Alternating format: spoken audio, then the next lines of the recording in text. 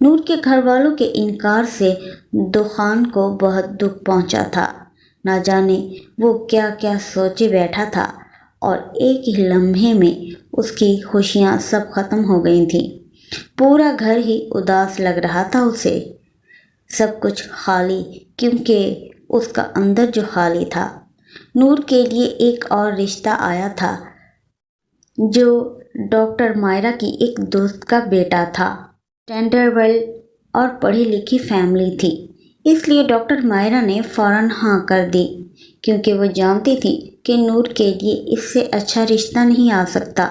اس لڑکے کی چھان بین کیے بغیر کہ وہ کیسا ہے، کیا کرتا ہے، کن لوگوں میں اٹھتا بیٹھتا ہے، کچھ بھی نہیں۔ بس انہیں اب نور سے جان چھڑانے کی جلدی تھی۔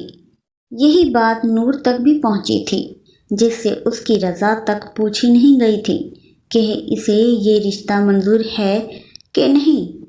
وہ تو بس ہمیشہ دعا مانگتی تھی کہ اس کو ایسا ساتھی ملے جو اسے سمجھے، جو اللہ کی محبت میں شدید ہو، جو میری عزت کرے اور میری اور میرے پردے کی حفاظت کرے، جو دین میں مجھ سے آگے ہو، جس کے ساتھ مل کر وہ تہجد میں رب سے رب کو مانگے، جو اسے اس کی ماضی کی غلطیوں سمیت قبول کرے، جو مومن ہو، متقی ہو، پرہیزگار ہو۔ وہ ہمیشہ ایسا ہی ہم سفر مانگتی تھی اللہ سے۔ نور، تم راضی تو ہو نا اس رشتے سے؟ منیبہ نور سے پوچھ رہی تھی۔ پتہ نہیں منیبہ، مجھے کچھ سمجھ نہیں آ رہی۔ مما سب اتنا جلدی جلدی کر رہی ہیں، پتہ نہیں کیا ہوگا۔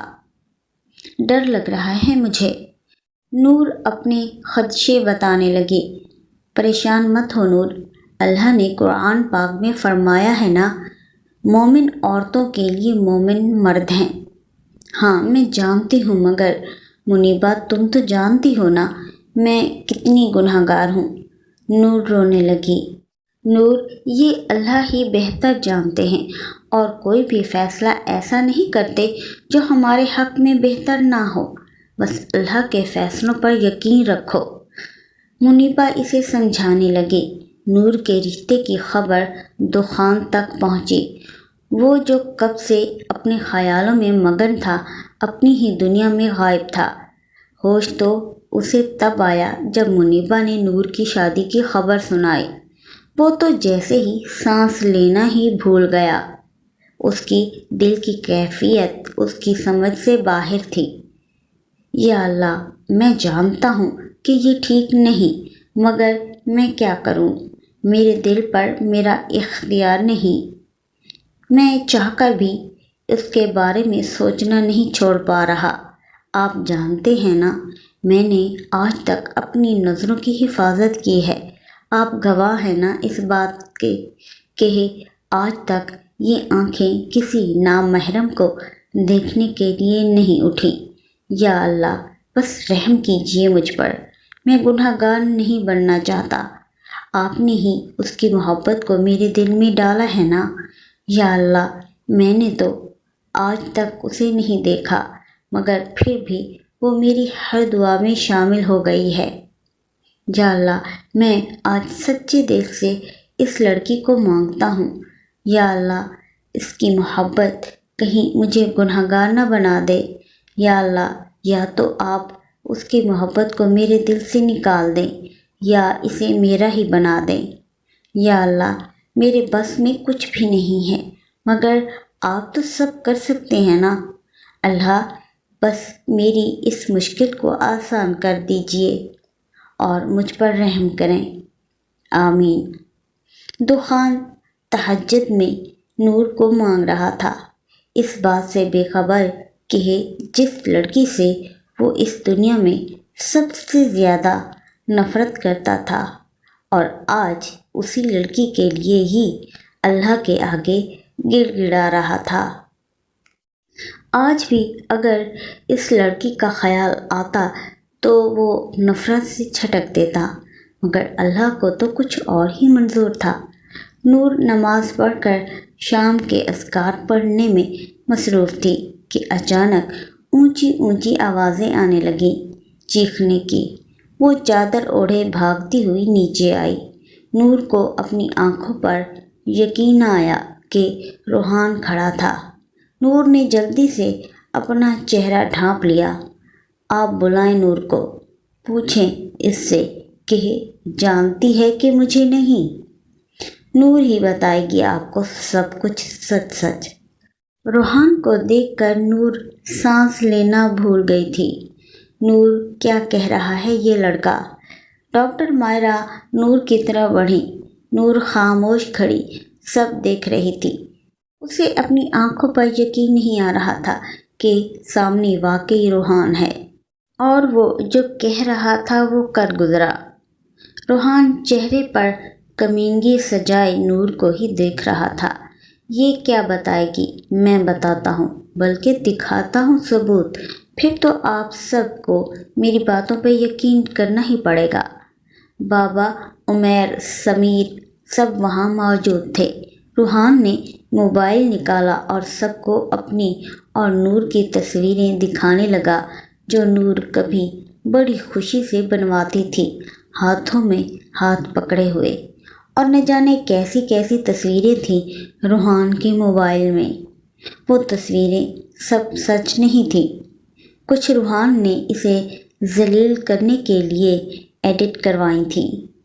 وہ سب دیکھتے ہی نور کے بابا اور بھائیوں کا خون کھولنے لگا اور وہ نور کی طرف بڑھے۔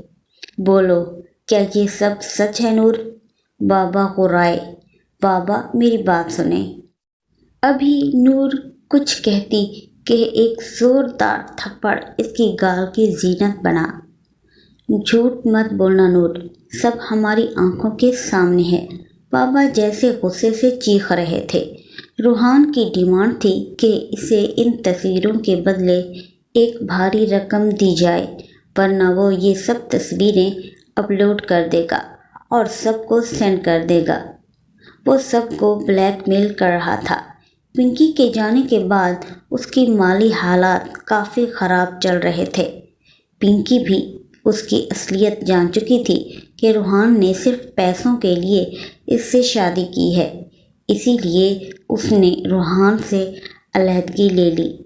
اس کے بعد روحان کے پاس کچھ بھی نہ رہا تو پھر اس نے یہ سب پلان بنایا اور تصویریں ایڈٹ کی، ایسی تصویریں جن کے بارے میں نور کبھی سوچ بھی نہیں سکتی تھی، چاہے وہ جتنی بھی آزاد خیال تھی، مگر ایسی تصویریں۔ یہ صرف روحان کی چال تھی نور کو پھنسانے کے لیے۔ یہ تم نے کیا کیا نور؟ وہ سب نور پر غصہ ہو رہے تھے کہ ڈاکٹر مائرہ کی دوست اور ان کا بیٹا بھی عین اسی وقت آئے۔ وہ سب ماجرا جان چکے تھے اور نور کو اس حالت میں دیکھتے ہی فوراً رشتے سے انکار کر دیا اور نور کو نہ جانے کیسے کیسے القابات سے نوازا۔ وہ نور کی روح تک کو زخمی کر گئے۔ روحان بھی ایک دن کا وقت دیتا وہاں سے چلا گیا۔ میری بات تو سنیں مسز عادل۔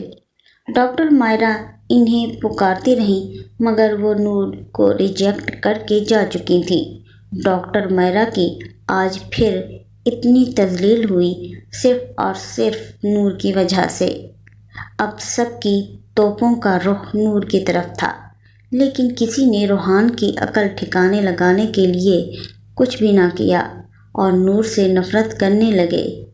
ان کا بس نہیں چل رہا تھا کہ وہ وہیں نور کو زندہ گاڑ دیتے۔ اب مجھے سمجھ آئی نور کہ تم اتنی نیک کیوں بنی ہوئی تھی۔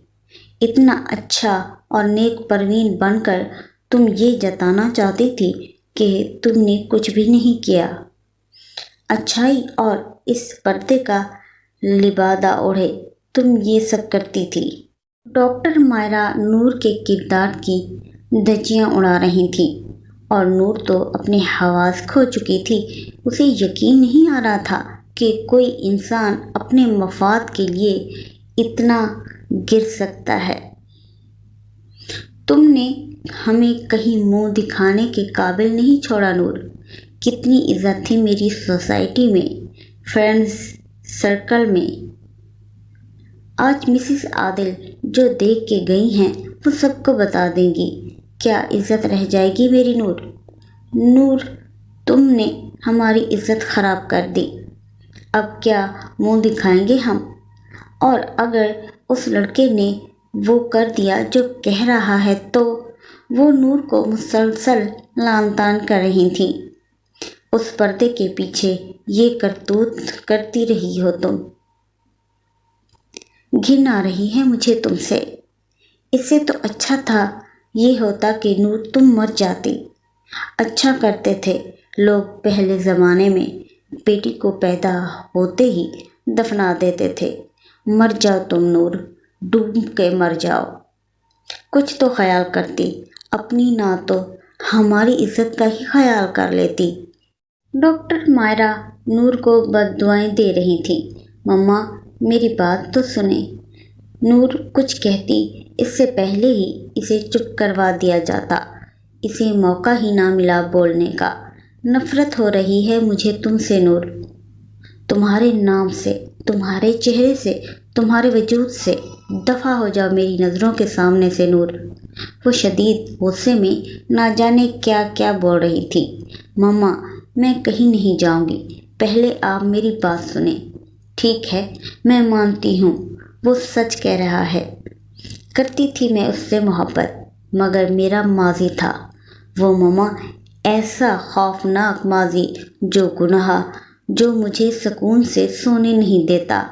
मगर मम्मा, वो सब सच नहीं था और वो तस्वीरें झूठ थी मम्मा। वो झूठ बोल रहा है, प्लीज़ मेरी बात का यकीन करें आप। डॉक्टर मायरा ने मुंह फेर लिया, जैसे इन्हें यकीन ही ना हो कि नूर की बातों पर। बाबा, आप तो यकीन करें मुझ पर, मैं आपकी बेटी हूँ। आप कहा करते थे कि मैं आपका गरूर हूँ, तो क्या अब मुझ पर यकीन नहीं करेंगे? बाबा, वो लड़का झूठा है, प्लीज़ मेरी बात का एतबार करें। बाबा, नूर सब हमारे सामने था। तुम इतनी सफाई से झूठ बोलती रही और सब छुपाती रही हमसे। पागल पागल समझा हुआ है क्या तुमने हमें? बाबा का लहजा भी बहुत तल्ख था। भैया, भैया इधर देखें, मुझे देखें। क्या आपको अपनी गुड़िया पे एतबार नहीं? आपको लगता है कि मैं ऐसा कर सकती हूँ? बताएं भैया। भैया मुझे देखें ना, मैंने ऐसा कोई काम नहीं किया जिससे आप लोगों का सर झुके। बाबा प्लीज़, कोई तो मेरा यकीन करे। मामा प्लीज़। वो रो रो कर अपनी पाक दामनी का यकीन दिला रही थी, मगर वहाँ कोई न था जो इसका यकीन करता। चीख चीख कर नूर का गला दर्द करने लगा था और आवाज़ भी बैठ चुकी थी, मगर फिर भी वो सबको सफाया दे रही थी। नूर, अब बस करो, हम बेवकूफ़ नहीं हैं जो सब देखते हुए भी अनजान बन जाएं। तुम उठो। डॉक्टर मायरा ने नूर का बाजू ज़ोर से पकड़ा, जो रोते रोते ज़मीन पर बैठ गई थी। तुम निकलो यहाँ से, मैं तुम्हें एक लम्हा भी बर्दाश्त नहीं करूँगी। अपने घर में दफ़ा हो जाओ हमारे घर से। वो चीखने लगी थी। मम्मा, क्या कह रही हैं आप? मैं कहीं नहीं जाऊँगी, ये मेरा घर भी तो है और आप इस गैर शख्स का एतबार कर रही हैं, मगर मेरा नहीं। क्या इतने अरसे में आप मुझे जान नहीं पाई? मुझे बताएं। एक तो गुनाह करती हो और फिर पूछती भी हमसे हो कि क्या किया है तुमने। नूर, तुम्हें तो खुदा भी माफ़ नहीं करेगा। और वो इसे मारने लगी। नहीं नहीं मम्मा, खुदा के लिए ऐसा मत कहें, इतनी बड़ी बद्दुआ मत दें। मम्मा, इतनी बुरी नहीं हूँ मैं।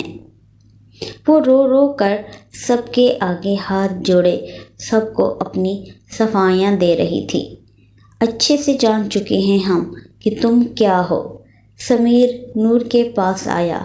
भैया, आप मुझे मार डालें, ख़त्म कर दें मुझे, मेरी जान कुर्बान, मगर इतना बड़ा इल्ज़ाम मत लगाएं।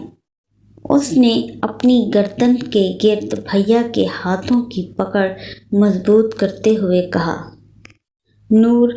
سمیر نے نور کے گال پر تھپڑ رسید کیا۔ وہ زور سے زمین پہ جا گری۔ سمیر اس کے بازو سے پکڑ کر اسے گھسیٹتا ہوا اس کے کمرے میں لے گیا۔ بھیا چھوڑیں مجھے، وہ سب جھوٹ بول رہا ہے، مجھے ثابت کرنا ہے یہ۔ وہ اب بول بول کر تھک چکی تھی۔ سب سر پکڑے نور کی اس حرکت پر غصہ تھے۔ نور کے بابا کا بس نہیں چل رہا تھا کہ وہ نور کو قتل کر ڈالیں، چاہے جتنا مرضی آزاد خیال گھرانہ ہو، مگر کوئی بھی اپنے گھر کی عزت کو یوں نیلامی برداشت نہیں کر سکتا۔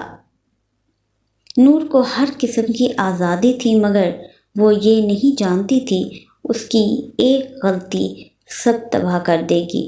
بہت مشکلوں سے وہ پھر سے اپنے گھر والوں کے دل میں جگہ بنا رہی تھی، اور پھر وہ سب کی مار کھا کھا کر اب بے ہوش فرش پر پڑی تھی۔ نہ جانے کتنی دیر ہوش سے بیگانہ پڑی رہی۔ جگہ جگہ چوٹیں لگی تھیں، منہ سے خون نکل رہا تھا۔ وہ بامشکل ہی اٹھ پائی۔ وہ جیسے ہی اٹھی، لڑکھڑا کر پھر سے گر گئی۔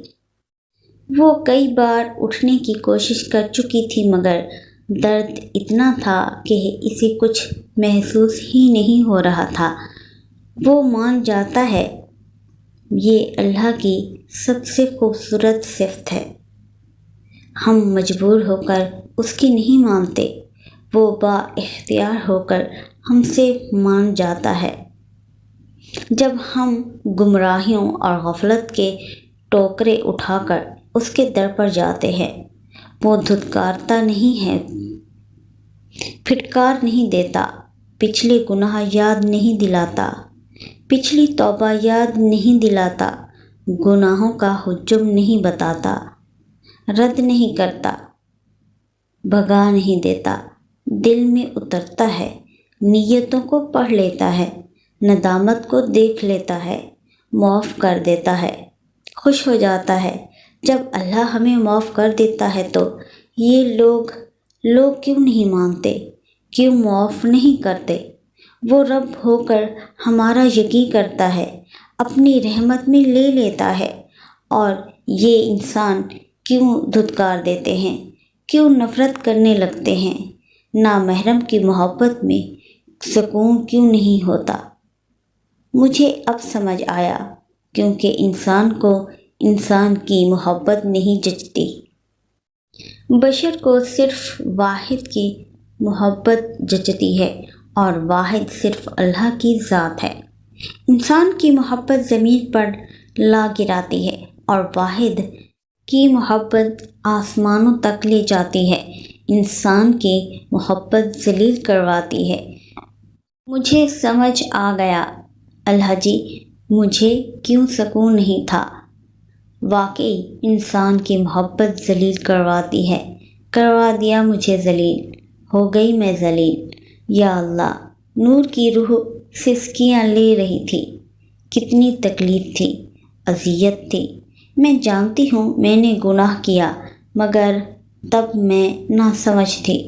یا اللہ، میرا گناہ اتنا بڑا تھا کہ اس کی اتنی بڑی سزا۔ یا اللہ، مجھے یہ سوچ کر گناہگار مت بننے دینا۔ میں جانتی ہوں آپ رحیم ہو، میرے گناہوں کے باعث سزا نہیں دے سکتے آپ مجھے، آپ تو معاف کر دیتے ہیں نا۔ یا اللہ، کیوں وہ گناہ بار بار میرے سامنے آ رہا ہے؟ کیا ابھی تک معاف نہیں کیا آپ نے مجھے؟ اب تھک گئی ہوں یا اللہ، میں اب برداشت نہیں ہو رہا مجھ سے۔ میں اس دنیا سے، اس دنیا والوں سے تھک چکی ہوں۔ یا اللہ، مجھے اپنے پاس بلا لیں۔ میں آپ سے موت نہیں مانگ رہی میرے پروردگار، میں آپ یہ جدائی برداشت نہیں کر پا رہی۔ یا اللہ، آپ مجھے اپنے پاس بلا لیں، ورنہ میں مر جاؤں گی۔ رب کائنات، سب کو مجھ سے شکایتیں ہیں، سب مجھ سے خفا ہیں، کسی کو مجھ پہ اعتبار نہیں۔ یا اللہ، مگر میں کس سے شکایت کروں، کس سے کہوں کہ میں اب تھک گئی ہوں، ٹوٹ چکی ہوں، اب برداشت نہیں ہوتا۔ نور کا رونا سسکیوں میں بدل چکا تھا۔